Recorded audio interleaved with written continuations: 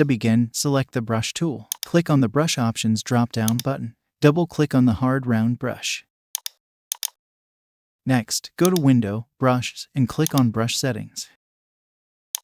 Increase the spacing until you see individual circles.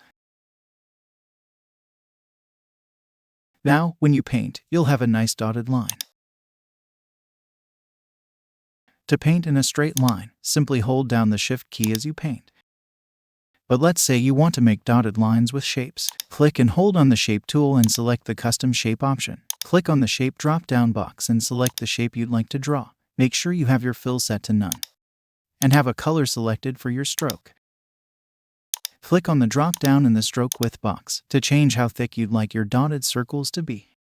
Then click on the Stroke Options drop-down box and select the circle stroke. While you're here, change the Align property to the middle option so that the circles align on the center of the path. Click and drag to create your shape. Now, this looks pretty good, but the circle spacing isn't quite right. To fix this, open up the Stroke Options and click on the More Options button. Click inside the Gap text box and use the up and down keys to adjust how big you'd like your gap to be. And that's all there is to it. Thank you for watching.